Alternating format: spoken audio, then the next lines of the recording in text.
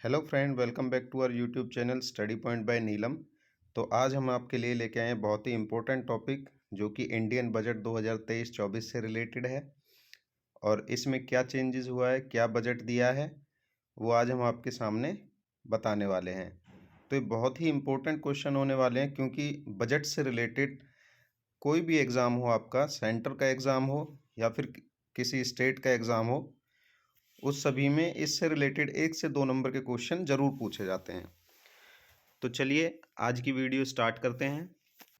हमारा first question है, budget 2023-24 में केंद्र सरकार ने कितने रुपए के खर्च करने का लक्ष्य रखा है। आपके ऑप्शन हैं 39.44 लाख करोड़ रुपए, बी है 45.3 लाख करोड़ रुपए, 47.8 लाख करोड़ रुपए और ऑप्शन डी है आपका 49.12 लाख करोड़ रुपए। तो इसका जो आपका राइट आंसर हो जाएगा वो हो जाएगा बी, 45.03 लाख करोड़ रुपए। तो चलिए इससे जुड़ी कुछ महत्वपूर्ण जानकारी जान लेते हैं। तो बजट में जो इनकम का लक्ष्य रखा गया है वो रखा गया है आपका 45.3 लाख करोड़ रुपए, और जो रेवेन्यू रिसीप्ट है वो कितना रखा गया है आपका 26.32 लाख करोड़ रुपए। कैपिटल रिसिप्ट है आपका वो कितना रखा गया है 18.70 लाख करोड़ रुपए।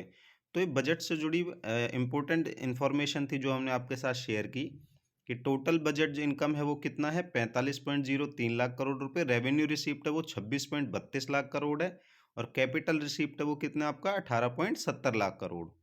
तो इसमें और इन्फॉर्मेशन भी है, वो भी जान लेते हैं। बजट में जो एक्सपेंडिचर है वो है आपका 45.3 लाख करोड़ रुपए, ठीक है। रेवेन्यू एक्सपेंडिचर है जो आपका खर्च उसके खर्चा होने वाला वो है आपका 35.2 लाख करोड़ रुपए। कैपिटल एक्सपेंडिचर जो होगा वो होगा आपका 13.69 लाख करोड़ रुपए। इंटरेस्ट एक्सपेंडिचर जो रखा गया है वो रखा गया है आपका 10.79 लाख करोड़ रुपए। इसी में और जो जानकारी है वो भी जानते हैं। वित्त वर्ष 2022-23 में राजकोषीय घाटा कितना रहा था, वो रहा था आपका 5.9%। अगर इसको रुपए में देखा जाए तो कितना था यह 1.78 लाख करोड़ रुपए। अनुमानित राजकोष घाटा जो रहा था वो रहा था आपका 6.4%। तो ये याद रखने वाली चीज़ है कि परसेंटेज में कितना था 6.4%। और कौन सा ईयर था वो 2021 और 22 का अनुमानित राजकोषीय घाटा था आपका 6.4%। तो चलिए नेक्स्ट क्वेश्चन की तरफ चलते हैं। तो आपका क्वेश्चन नंबर 2 है, बजट 2023-24 में केंद्र सरकार ने कितनी रकम का निवेश डिसइन्वेस्टमेंट का लक्ष्य तय किया है। आपके ऑप्शन है 51,000 करोड़ रुपए, 55,000 करोड़ रुपए, 60,000 करोड़ रुपए, 71,000 करोड़ रुपए। तो जो केंद्र सरकार ने विनिवेश का जो लक्ष्य रखा है वो आपका रखा है 51,000 करोड़ रुपए। तो चलिए इससे जुड़ी जानकारी जान लेते हैं। पिछला जो बजट था 2022-23 में यह अनुमान 65,000 करोड़ रुपए का था, लेकिन विनिवेश में मात्रा 31.1 हजार करोड़ रुपए यानी 48% प्राप्त किए। कितने परसेंट प्राप्त किए परसेंटेज में 48%। अब क्या करेगी गवर्नमेंट, अब गवर्नमेंट इन कंपनियों को बेच के रेवेन्यू जनरेट करेगी। वो कौन कौन सी कंपनियां हैं, उन कंपनियों के भी नाम हम आपको बता देते हैं।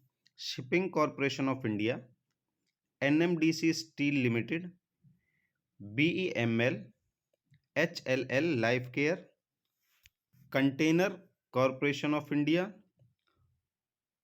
विजाग स्टील और IDBI बैंक। इन सभी को गवर्नमेंट इस साल बेचेगी, यानी इनको प्राइवेटाइजेशन की तरफ मोड़ दिया, इन्हें प्राइवेट कर देगी। तो चलिए नेक्स्ट क्वेश्चन की तरफ चलते हैं। हमारा जो क्वेश्चन नंबर 3 है, बजट 2023 और 24 में रक्षा मंत्रालय को कितनी रकम आवंटित का प्रावधान है, यानी कितनी रकम उनको आवंटित की गई है। तो ऑप्शन सी इसका राइट आंसर हो जाएगा 5.93 लाख करोड़ रुपए रक्षा मंत्रालय को आवंटन किया जाएगा। तो आइए इससे जुड़ी कुछ महत्वपूर्ण जानकारी भी जान लेते हैं। कुल डिफेंस बजट में पिछली बार की तुलना में 12.9% की बढ़ोतरी की गई है। कितने परसेंटेज की यहाँ पे बढ़ोतरी की गई है, 12.9% की बढ़ोतरी की गई है।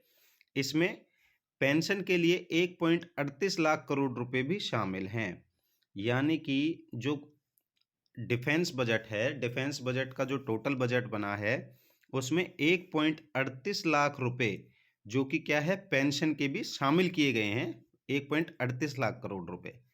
तो चलिए नेक्स्ट क्वेश्चन की तरफ चलते हैं। हमारा नेक्स्ट क्वेश्चन है, बजट 2023-24 में वित्त मंत्री ने राजकोषीय घाटे यानी फिस्कल डेफिसिट का लक्ष्य जीडीपी का कितना प्रतिशत रखा है? तो हमारी जो जीडीपी है, टोटल जीडीपी है, उसमें से कितना रखा गया है? 4.5%, 5.3%, 5.9% या फिर 7.8%। तो आइए जानते हैं इसके बारे में। तो जो राजकोषीय घाटा है, फिस्कल डेफिसिट है, वो आपका 5.9% रखा गया है, यानी कि आपका ऑप्शन सी सही हो जाएगा। तो चलिए इससे जुड़ी हुई महत्वपूर्ण जानकारी भी जान लेते हैं। वित्त वर्ष 2022-23 में राजकोषीय घाटा कितना था? 5.9%। यह रुपए में कितना था? 1.78 लाख करोड़ रुपए ये था। वित्त वर्ष 2021-22 में अनुमानित राजकोषीय घाटा कितना था? 6.4%। पिछले बजट 2022-23 में यह अनुमान 65,000 करोड़ रुपए का था, लेकिन विनिवेश से मात्र 31.1 हजार करोड़ रुपए यानी 48% ही प्राप्त हुए। यानी कि जो गवर्नमेंट का राजकोषीय घाटा था वो आपका 65,000 करोड़ रुपए का था, लेकिन इन्होंने प्राइवेटाइजेशन करने के बाद भी कितना रुपए एकत्रित हुआ गवर्नमेंट को? जो हुआ था वो था 31.1 हजार करोड़ रुपए, यानी कि वो कितना प्रतिशत था उसका? 48%। तो चलिए नेक्स्ट क्वेश्चन की तरफ चलते हैं। आपका नेक्स्ट क्वेश्चन है, रोजगार से जुड़ी हुई 3 बड़ी घोषणाएं, यानी कि हमारी जो केंद्र सरकार है उसने रोजगार से जुड़ी हुई 3 बड़ी घोषणाएं की हैं। तो वो कौन कौन सी? ये बहुत इंपॉर्टेंट होने वाली हैं, आप इनको प्लीज नोट डाउन जरूर कर लीजिएगा, ताकि आने वाले एग्जाम में आपको कोई दिक्कत ना हो और आपको ये सारी चीजें पता हो। पीएम कौशल विकास योजना, तो पहली जो घोषणा की थी वो की है आपकी पीएम कौशल विकास योजना, यानी कि pan India national apprenticeship scheme. एक ये स्कीम भी केंद्र सरकार ने लॉन्च की है।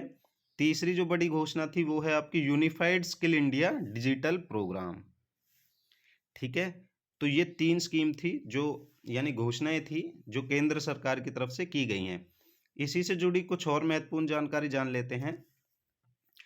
खेती से जुड़े स्टार्टअप शुरू करने वाले को मदद देने का वादा किया है, यानी कि जो खेती से जुड़ी जो स्टार्टअप है, जैसे आपके डेयरी हो गई, डेयरी फार्मिंग हो गई, ये सारी चीज़ें हैं, तो उसमें गवर्नमेंट मदद करेगी।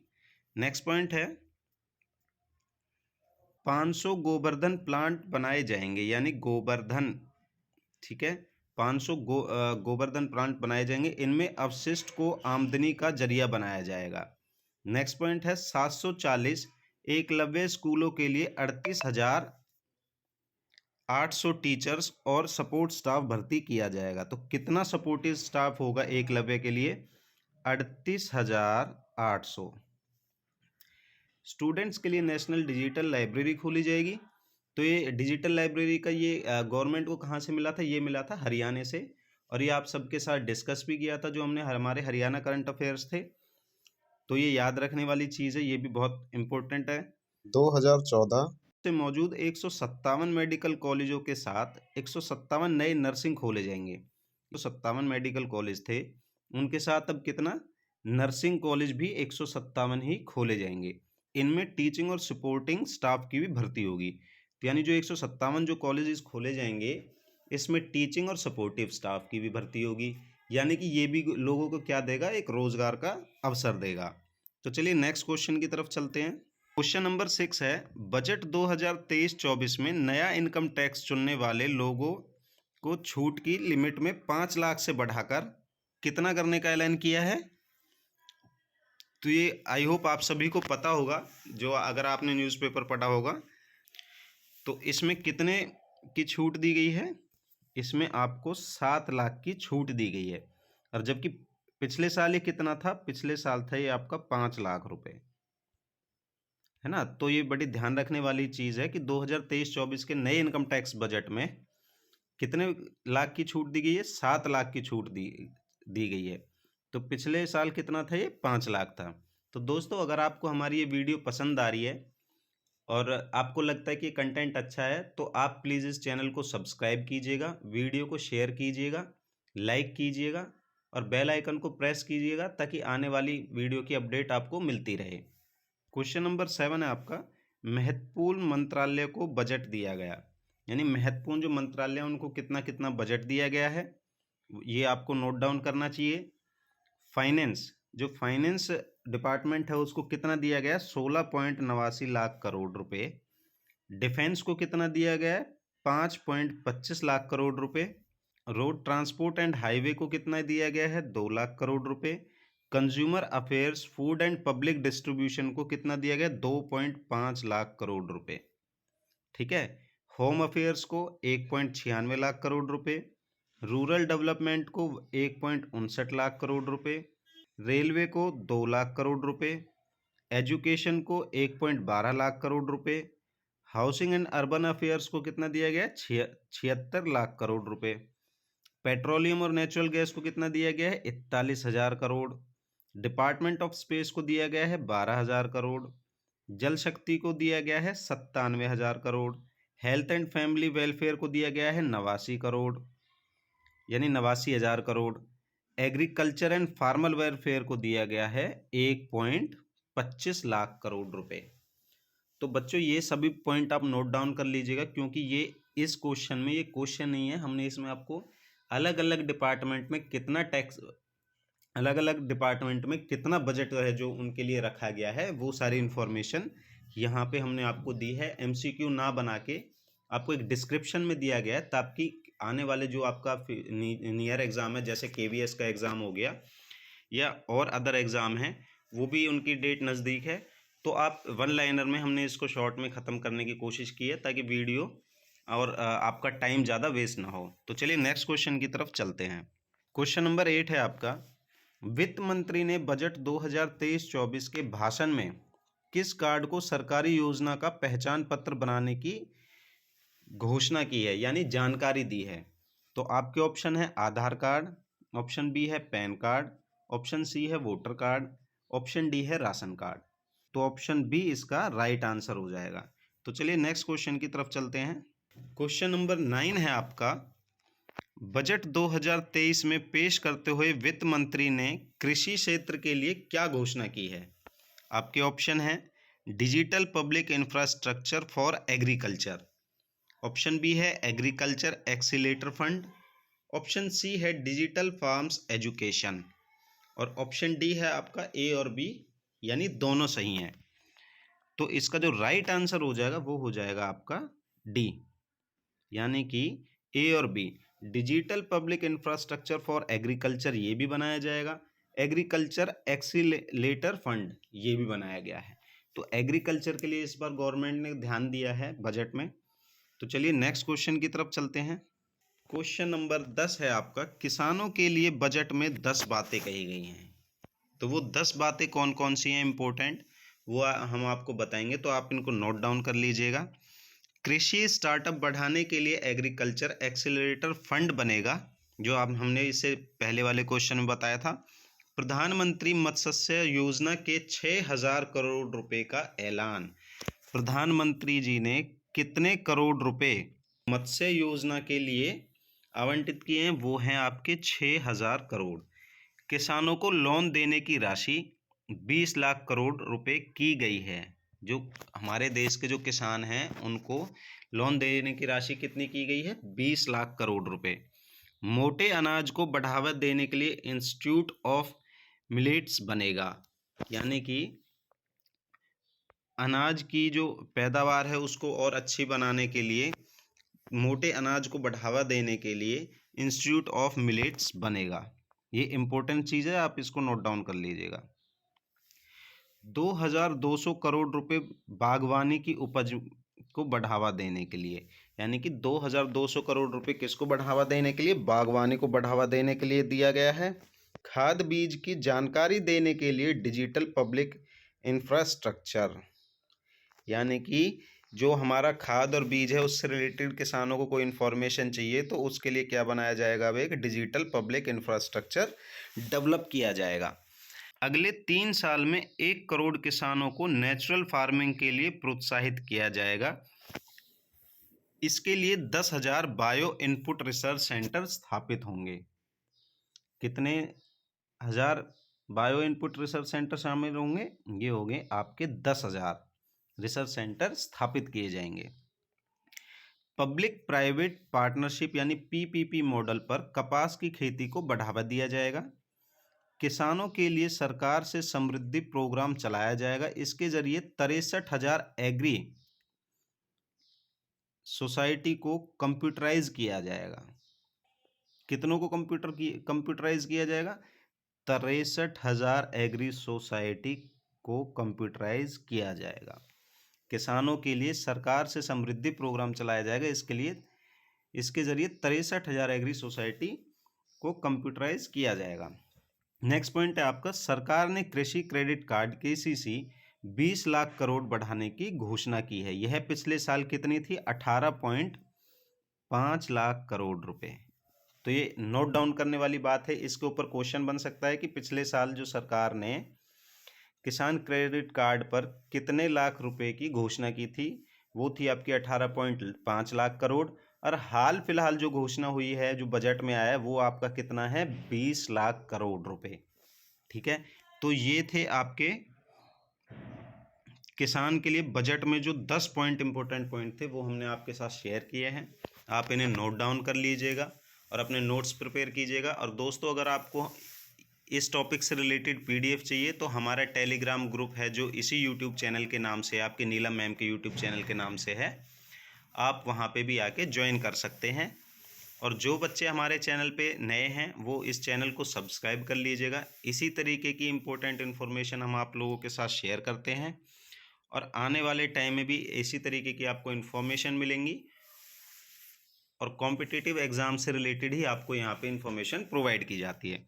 तो चलिए नेक्स्ट क्वेश्चन की तरफ चलते हैं। क्वेश्चन नंबर 11 है आपका, संसद में वित्त मंत्री ने बजट 2023-24 के सप्तऋषि 7 आधार क्या बताए हैं? तो वो 7 आधार क्या है, आप इनको भी नोट डाउन कर लीजिएगा।